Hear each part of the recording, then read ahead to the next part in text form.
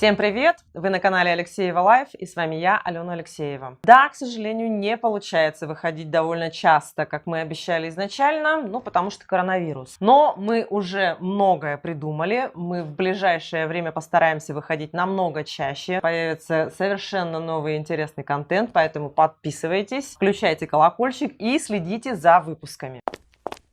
Дорогие друзья, сегодня мы с вами будем погружаться на дно. Это увлекательнейшее путешествие. Мы начнем с первого пункта. Это обращение журналистов к главе республики. Некая кучка, я бы сказала, журналистов, СМИ, редакторов обратилась к главе республики, к Касиму Сергеевичу, с просьбой признать вот это направление деятельности предпринимательское как пострадавшее в период коронавируса. Жаловались на то, что рекламодатели ушли, потому что рекламодатели в кризисе, их не читают, и, в принципе, СМИ эти стали непопулярны. Почему газеты, которые так и так находятся на подсосе у государства же опять требуют? Ну вот очередное дно, да, журналисты, это же, в принципе, определенная власть, да, какая-то там 4-я, 5-я власть, которая, в принципе, может влиять на население, и она же обращается к власти. Власть обращается к власти. Почему вы не интересны? Почему вас не читают? Почему вас не рекламируются? Это же не коронавирус виноват в этом. Ну, согласитесь. Просто вы неинтересны. Вот и все. Ну, возьмем, допустим, кого? Юрий Городецкий, да, газета «Жизнь в Якутске». Совершенно низкопробное издание. Оно таким было, оно такое есть, и я надеюсь, его больше не будет. Власти его не поддержат, и не включайте, пожалуйста, ему аппарат искусственной вентиляции легких. Чем живет вот эта газета? Да, она живет просто информационным шантажом. Как только вы видите, что Юрий Городецкий начинает кого-то песочить, а потом резко затыкается, это говорит о том, что ему заплатили и заткнули ему рот. Я не знаю, как поступают остальные, но там половина госсми, это вообще какая-то прям тавтология, да, просить государственным СМИ, просить поддержки у правительства. Это вообще как-то странно. От вас рекламодатели ушли не потому что коронавирус, а потому что сейчас рекламодатели уходят к блогерам. Уходят в более интересные СМИ. Погружаемся дальше. Следующая новость, конечно, которая опять же напомнила мне это слово из 3 букв – дно. Наш Русский драмтеатр имени Пушкина выложил объявление о наборе студентов для поступления в Щукинское училище. Ну, как бы объявление, да? Ну, маленькая ремарочка. Лица славянской внешности. Как мы будем определять эту славянскую внешность? По цвету волос, по длине ног, по разрезу глаз? С линейкой будете сидеть, измерять? Как это вообще происходит? Я всегда думала, что в театр приглашаются люди талантливые. Нет, а что получается, да? Вот лично у меня сейчас такое ощущение, что я даже как зритель туда не очень желанно. А я теперь буду думать, я вообще, та самая зрительская аудитория, для которой делаются эти постановки. А может, скоро уже и зрителей начнете измерять по разрезу глаз? И что это вообще за обратный национализм какой-то? Да, у меня есть претензии вообще к любой форме национализма. Ну вот это я просто, честно говоря, была в шоке. У нас что теперь, будет разделение труда по определенным национальностям? Типа таксисты это киргизы, строители это таджики, русский театр для русских, саха-театр для якутов. Так, что ли? Или как вообще? Мы вообще к чему идем-то? Это что такое? Ну вот дно. Это прям дно. Первым спектаклем же поставьте Горького на дне. А я приду и проверю, чтобы все актеры на сцене были именно славянской внешности. И буду с линейкой измерять разрез глаз. Извините, а можете мне подсказать? Вам что-то подсказать? О, а вы не видели здесь? Видела. Пойдем покажу. Обои. Брендовые обои производства Италии, Бельгии, стиль лофт. А у меня? У вас есть ребенок, у нас есть обои. А если вы хотите отдохнуть, но не хотите тратиться, то тропики. Получатся отличные фоточки. Как бы мне обои не нужны. Я знаю, что вам нужно. Вам нужна краска. Можем подобрать любой цвет. Покрывает с одного слоя. И вишенка на торте вашего интерьера – лепной декор. Я вообще туалет искал. Но вот эти вот обои с тачками возьму. Вы для ребенка? Да, для ребенка.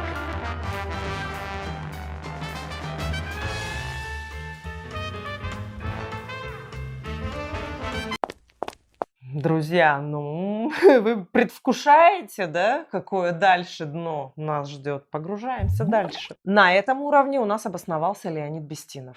Ну, так неплохо так обосновался, я хочу сказать. Леонид Бестинов, кто не знает, это бывший глава Сайсарского округа. Почему бывший? Потому что не так давно его попросили покинуть эту должность. По причине того, что он скрыл доходы, прежде всего же своей супруги, да. А там очень интересная история. Вообще, надо сказать, что Леонида Бестинова я, хотелось сказать хозяйственника, но по факту не хозяйственника, да. Знаю достаточно давно, еще с 2016 года, когда я обращалась в управляющую компанию «Альтаир», которая обслуживала мой дом. И вот эта вот профессиональная импотенция раскрылась в полном цвете. Практически никакие вопросы не решались. В итоге, впоследствии он ушел из управляющей компании «Альтаир», но фактически остался, да, оставив там руководить на 50% доли, оставил за своей женой. А вторая половина, я так понимаю, тоже кто-то из близких, то ли друг, то ли родственник. В общем, какая-то такая мутная история. О чем, собственно говоря, глава города и спросила его: почему вы скрываете доходы? Чувак обиделся и написал обиженное интервью. В итоге назвал мэра глупой женщиной. По факту он сказал, что мэр занимается пиаром, в хозяйственных вопросах и в вопросах ЖКХ она абсолютно некомпетентна, потому что женщина. То есть его супруга, руководитель УК «Альтаир», она, значит, в ЖКХ вопросах очень сильно разбирается, а мэр, получается, не разбирается. Какая-то такая нелогичная какая-то ситуация выходит. У таких людей, которые вот так вот громко заявляют о том, что, женщина же, баба же, что с нее взять? У них что, нету матерей? У них нету жен? Мне вот интересно, вот Леонид Бестинов пришел, ему жена не сказала: эй, дорогой, ты что-то странное такое сегодня сказал в интервью, да? Тебе не кажется? Но я считаю, это дно. Говорить о том, что женщина, она априори не может разбираться в каких-то сложных вопросах, потому что она женщина, это прям дно. И обиженно давать вот такого рода интервью, это тоже дно. Можно было молча, достойно уйти. Заработал ты денег на УК «Альтаир»? Заработал. Немалые деньги? Немалые деньги. Вкладывался ты в Сайсарский округ? Не шибко, да, не сильно. Кто среди подписчиков есть проживающие в Сайсарском округе? Скажите, пожалуйста, напишите, что хорошего сделал Леонид Бестинов, чтобы говорить о том, что женщины, в принципе, не разбираются в вопросах ЖКХ. Чего хорошего он сделал для вашего округа? Мне очень интересно. И вот с этим камнем сексизма на шее мы уверенно падаем на дно, на котором твердо, уверенно, в полный рост стоит Александр Скрипин. Путешественник, ресторатор, оптимист. Владелец ресторанного холдинга Александр Скрипин. Пожалуй, уже не осталось ни одного человека, который бы не слышал эту новость или, скорее,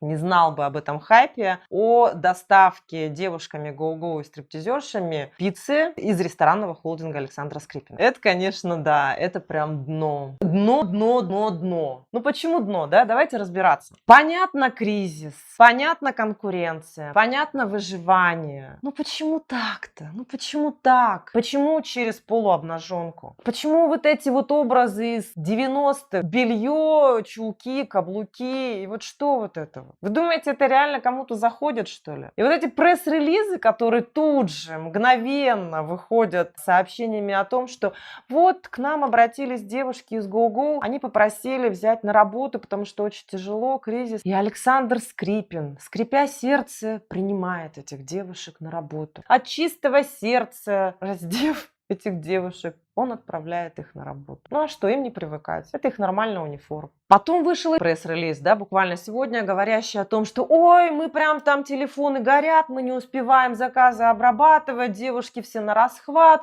мы к ним охрану приставили. Представляете, какая антикризисная, пошла тема. Взяли девушек гоу-гоу, каждый приставили еще охранника. Это у него, видимо, настолько неплохо дела идут, что можно стольким людям предоставить работу. В общем, всякие чопы. У вас, может быть, сейчас там в силу того, что офисы позакрывались, вам некого охранять, идите к Скрипину, сопровождать девушек по доставке пиццы. Но врунишка, зайчишка, хочется сказать, потому что то самое обращение, оно якобы от девушек, которые были стриптизершами в клубе Европа. А клуб Европа у нас закрылся когда? Правильно, в 2018 году. Все это время эти девушки бедные сидели где-то одиноко на ступеньках какого-нибудь ресторана Скрипина, грустили и думали, как же, блин, устроиться к нему на работу и доставлять-то эту пиццу. И дождались. Вот, наконец-таки, коронавирус-то животворящий что делает? Поэтому все-таки не стоит придумывать сказки о том, что вот мы такие благодетели, такие замечательные, устроили бедных девушек на работу. Нет, конечно. Вы просто решили хайпануть. Вы просто решили выпендриться на фоне конкурентов. Пицца вкуснее? Ну, я не думаю. Мы же знаем, какая пицца вкуснее на самом деле. Почему у нас реклама должна делаться через трусы, через жопу, через сиськи? А Скрипин, когда платит зарплату, он тоже в трусы пихает эти деньги. И в том же пресс-релизе они упоминают о том, что в Госдуме поддержали. Да, конечно, в Госдуме похвалят. Конечно, Госдума похвалит, потому что, кому нужны вот эти предприниматели, которые действительно без конца ноют и ноют? Ну и что вы налоги платили? Ну и что вы трудоустраивали людей? Ну и что это, в принципе, на этом вся экономика держится? Идите, раздевайте баб. Работайте и не просите денег. Гордиться тем, что тебя поддержала Госдума, которая никак не может принять закон о домашнем насилии, зато она хвалит вот такие вот способы решения. Они не принимают закон о домашнем насилии, потому что говорят, что это разрушит семьи, а вот полураздетые девушки, они, конечно, на эти вот моральные скрепы, они только укрепят. Скрипин, скрипя сердцем, укрепит моральные скрепы. Я, конечно, за то, чтобы бизнес выживал, но не таким способом. Не способом унижения женского достоинства, не способом формирования к ней потребительского отношения, потому что вот это тот именно способ. Я не хочу, чтобы женщину воспринимали как вещь, потому что как вещь ее можно убить, избить, уничтожить, полить кипятком. Это все как бы вот оттуда. Все ноги растут оттуда, от потребительского отношения к женщине. Ну, вообще, конечно, уникальный человек Александр Скрипин. Кто в теме, тот знает всю эту историю с Агротексом и так далее. Поднялся, легализовался, стал приличным бизнесменом. Потом какое-то дело о банкротстве, переписанное имущество. Что-то вот это вот все. Но в итоге все равно Александр Скрипин продолжает рестораторствовать. Как это происходит? Уникальный человек Александр Скрипин был банкротом и продолжает быть ресторатором. Сами представьте, вот эти девушки, они же ему в дочери годятся. По-моему, у Александра есть дочь. И вот ему нормально вообще, в принципе, видеть и делать это. Ему нормально кажется, что вот его собственная дочь пошла бы вот так вот в таком же виде разносить пиццу. А почему он считает, что другие дочери могут это делать и должны это делать? Ну и если что, это же на самом деле не первый случай, когда он использует обнаженку за последние дни. 4 мая у него вышел рекламный, тоже, конечно, вирусный ролик, где девушка с необъятными понятными формами идет, связана с роллами, сушами. Реклама «Панда и журавль». Зачем рассказывать о том, что девушки с Go-Go пришли и просились, когда ты сам конкретно нацелен именно на такую агрессивную рекламу с обнаженкой? А до этого, помните, что было, да? То есть доставщик привозит еду в ДП-1 с намеком на то, что посмотрите, что ваш глава ест. И начинает ковыряться в этом пакете, вытаскивать, доставать, трогать их, показывать ценник. Вытаскивается там какая-то сумма, я не помню, около 5000 рублей. Не зашло, пойдем через жопу и через сиськи. Это точно прокатит, да? Вот он что нам говорит? Он говорит, вы то самое общество, которое заслужило эту рекламу. Вы похотливое быдло, и вы просто будете жрать пиццу, потому что вам ее голые девки таскают. Вот и все отношение Александра Скрипина к этому обществу. Развивать зачем? Жрите пиццу из рук полуголой девушки. Александр, у меня к вам вопрос. Если у вас все началось сначала с декольте, а потом девушки в нижнем белье, что же будет следующим этапом? Голые официанты? Друзья, а вы напишите, пожалуйста, в комментариях, вообще вам эта реклама понравилась? Стали бы вы заказывать пиццу вот с таким способом доставки? Мы в эти дни смотрим сериал, он достаточно длинный, сериал «Миллиарды». Из названия понятно, что это про богатых и сильных мира сего. Очень интересно, меня интересует несколько сюжетных линий, прежде всего взаимодействие прокурора и его супруги, которая является коучем. Но больше всего, от чего я прусь, что меня действительно вдохновляет, то, насколько эти мужчины и женщины, вот как личности сильные, уверенные и общаются абсолютно наравне. Там нету никакого намека даже на дискриминацию по половому признаку. Там нету никакого намека на то, что, женщина же, что с нее взять? Там нету никакого намека на то, что женщину можно использовать как вещь. Очень классно. Посмотрите, рекомендую. С вами была Алена Алексеева. Подписывайтесь на мой канал и не забывайте, что меня смотрят думающие люди.